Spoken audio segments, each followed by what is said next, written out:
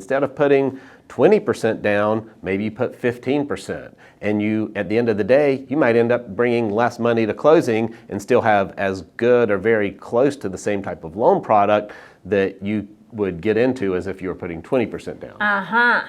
That's the secret sauce. Yes. I love that. Yes.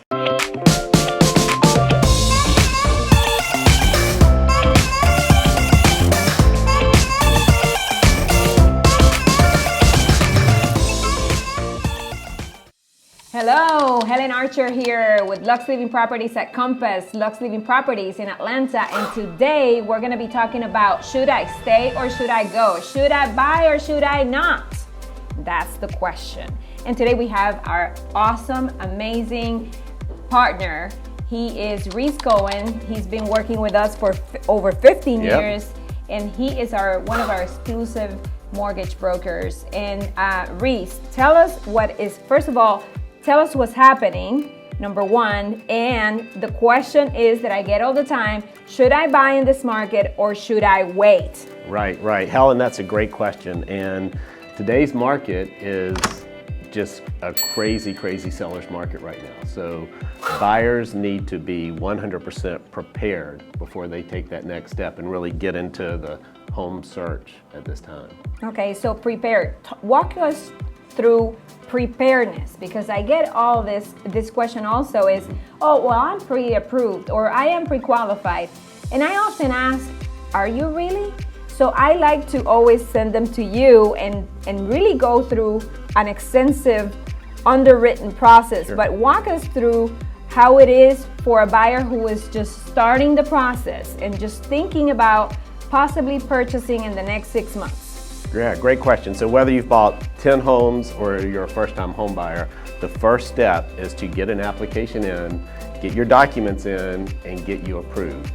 We make that process very simple. We've got a lot of technology behind it where we can get you pre-qualified within the same day if needed. But we need pre-approved. And then the next step is pre-approved, which will get you done in probably 2 to 3 days. And that is the most important part of the process, because if you are not approved as a buyer in this market, you're not going to win a deal. That's right. And so what we often see as listing agents and receiving offers for the seller, we want to always see a pre-approval, very different than a pre-qualification. Right. Because that means a pre-approval has gone through a thorough investigation of documents, and they have gone through the file, and they have seen income, assets, and salaries, and all of that, right? Correct. A pre-qualification is about as good as the paper it's written on. Whereas a pre-approval means you've been underwritten, your income's been verified, your assets have been verified, your credit has been reviewed, and that you are ready to move forward with purchasing a home at a certain price point. And it will give the buyer and you as their representative in real estate the peace of mind to know that they can move forward without a question mark before you make that offer. So talking about that peace of mind, Numbers is everything. And I know you walk them through, especially a first-time home buyer, how much the payment will be, how much the closing costs would be. Especially in this market, the sellers are not paying for closing costs. So you set the expectation from the beginning of how much really is going to cost to buy a home. And so walk us through a little bit of that. Sure. So there are a lot of different programs for what you're going to need from a down payment perspective and what your monthly payment's going to be. So when it comes to your down payment, whether you're a first-time home buyer again or you've bought 10 homes, there are programs that put 3% down. You might be putting 50% down. So that will obviously impact what your monthly payment will be. But one thing that buyers don't think about when they're buying a home, there's a lot more into it than just what your interest rate is and what your loan amount is. Because you're going to have property taxes, you're going to have home insurance, you might have mortgage insurance, and then you might have HOA fees. Someone who's buying a home that has HOA fees, the HOA fees could impact their home a lot more than their interest rate. So you got to know the full picture before making that offer, because if you're making an offer on a home that has a $500 a month HOA fee versus a home that has a $200 a month HOA fee, that could be the difference in you qualifying for that home or not. So preparedness. Yes. This is super important, and you touch a very important point is we have to set the expectations of how much they need to, like the banks will always pre-approve for a whole much more than they probably can afford, or they want to spend, not afford, but they will be able to qualify for more, but is it that what they want to be paying monthly? And so I always, before we even head out to see homes, I go through a thorough explanation of the market. And this is a market of competition. I mean, we are in a fierce competition. If you're not really ready, it's almost like going to an Olympics without training. So you have to really know all your ways of winning in this market. And one of the best ways to win is really knowing your numbers. Correct. So knowing your numbers means to me that you know where your stretch points are. You're gonna know if you could actually exceed that, because typically the price will start at, let's say, at $500,000, but that's the starting point these days. We are seeing that a lot of people are offering over $100,000, over $50,000, and what we need to know as for our buyers is how are they able to compete like that? So how do you explain to a buyer, hey, the house, the starting bid is at $500,000 and you need to maybe possibly go at $525,000 or $550,000 in order to win, sometimes even more. How do we achieve those things? All right, so the buyer has to know, the total story when they go in to buy a home and the risk involved with making that offer. In the old days, which could be a year ago or 2 years ago, you would make an offer and you might have a 14 or 21 day financing contingency. I'm finding that it's almost impossible to have any contingencies on contracts these days. So probably 70% of contracts that are accepted have a zero financing contingency, zero appraisal contingency, and a very small, if any, due diligence period.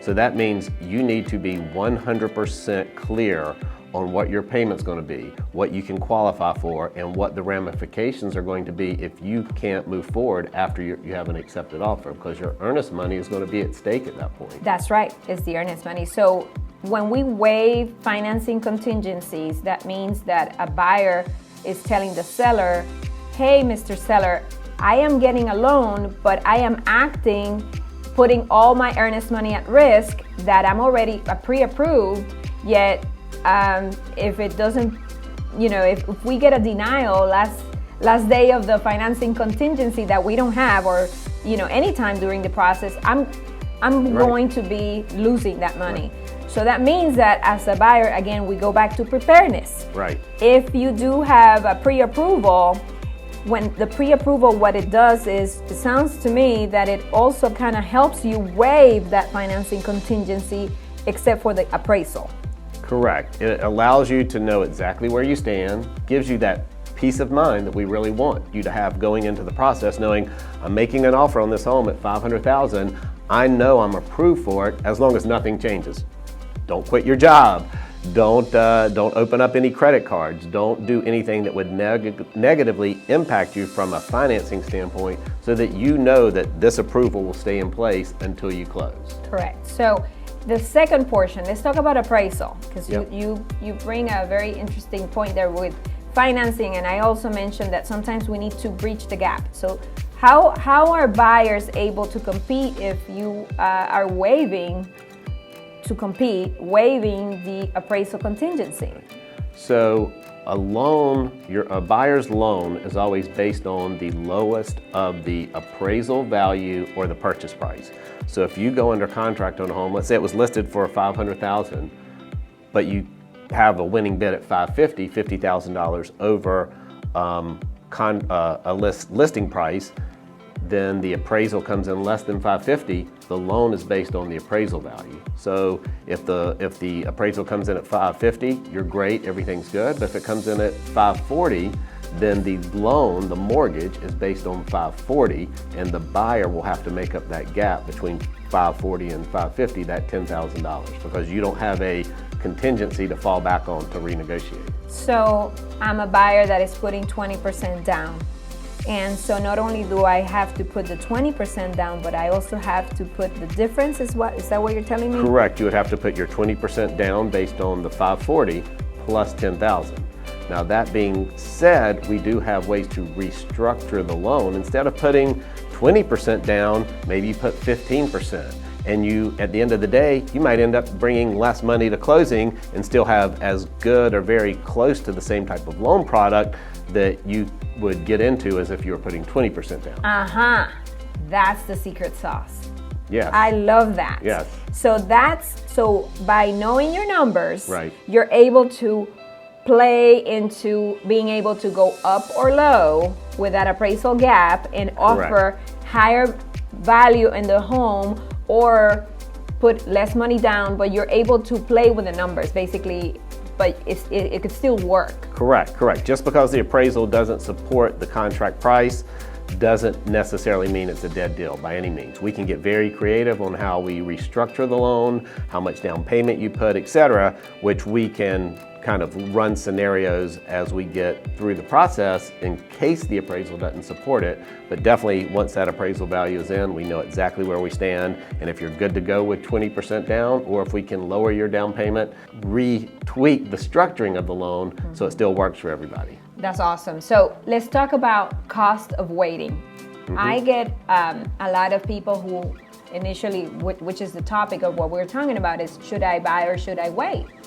So walk us through the cost of waiting. I'm a buyer that started a year ago, and here I am already tired because I've lost so many bids, and yet I'm just gonna wait. I get this all the time. I'm just gonna wait. So what does that really do to someone who may wait 6 months, for example? Yeah, so if you want to spend more money and have more money out of your pocket, then wait. Because home prices aren't going down, and in the short term, interest rates aren't either. So if you're waiting to buy in this market, you're only going to lose out. You know, for example, someone looking to buy a home in Fulton County for about $500,000 with estimated home appreciation values and interest rates creeping up, they're probably going to lose over $20,000 out of their pocket by waiting 6 months. And that number is probably going to double to well over $40,000 if they wait a year to buy that same $500,000 home. So this is basing on a projection of appreciation between 3 to 7 to 10% over time. Let's use a little bit of data from 10 years ago or 12 years ago in 2008, for example. A lot of people say, well, you know, back then we were in a bubble and the bubble exploded, but hey, let's talk about the rates back then. Yeah. How much were the rates? I was selling back then and the rates were what, 6%, yes, 7%? Correct. So rates in 2008 were actually 2% higher than where we are today with the increase we've had recently. So rates have increased from the high 2s to around 4% now, but if you go back to 2008, we were above 6% for a 30-year fixed. And houses were selling like crazy then, so there's no reason it should slow down anyone purchasing a house now. And obviously, it depends on the strategy. If you plan on staying in the home for, say, 5 to 7 years, I wouldn't wait. I will buy, even in the high pricing, because the interest rate is about to go up. So you're gonna be paying a whole lot more for the same house by waiting. Correct. So I'm glad that you explained that so well, and I hope that you enjoy this chart because it really explains the numbers of waiting 6 months, waiting for a year, waiting for 2 years, waiting for that market to go lower. And I am here to tell you, this market is not gonna really go that low because Atlanta really needed that appreciation over time. I've been selling for close to 18 years and I've seen an increase over time that we actually really needed. And we are still very affordable compared to all the major cities across the nation. So I do believe that yes, the pricing will probably stabilize, but I don't think it's gonna crash. We're not gonna be crashing at all. In fact, I think it's just maybe going to, as the increase in inventory starts flowing into the market, we're probably gonna see more of stability in having longer days on market and maybe not as 108% list to sales price. We're gonna see more of 100% price, but not this craziness over asking price. So what is the one thing that you would advise to buyers in this market, for example? Right, so getting back to that comes back to the being prepared. If you have not submitted an application to a local lender to get you approved for that peace of mind, that is the number one thing you've got to do, because you have no idea what you can qualify for. You might be able to qualify for a lot more than you're thinking, or not as much because you don't understand your credit profile as should. And I find buyers all the time who think they have excellent credit, and there's something on their credit report that's knocked their score down 100 points that we can work with them to get cleaned up before they get to the point where it's an emergency and they end up with a higher interest rate because their credit's not as good as they So it's never too early, basically. It's never too early. It's never too correct. early. I have buyers who are thinking to buy by the end of the year. Do you think it's too early? No, I would say if you are within 6 to 9 months, definitely get the ball rolling. Yes, especially it's gonna take a little longer to find homes, which leads me to the last thing in this video is patience, right? Right. We have to have patience, and the patience it's basically starting early. You have to start early because I think there's a component of thinking, okay, well, I'll get pre-approved and I'll find a home in 3 months. Listen, that's great. You may and you may not, but if you're renting and you have to extend the rental, or if you have, if you're living with someone who may kick you out, your roommate, so you have to really start early, get prepared, and be patient. The patient part is also about the mindset of a buyer. That preparedness will actually help you to be patient and knowing that you are not gonna quit during the process. So any final words before we conclude our video today? No, you're exactly right about patience. Once you're approved, it could take one offer, but it most likely is going to take 3, 5, maybe a dozen offers before you find that home, and it could take 3 months, it could take 12 months. That's why you have to be patient, because that right home will come along. Helen's going to find it for you, Wow. But you just got to take your time and be patient and know that you're doing the right thing, and it will all happen.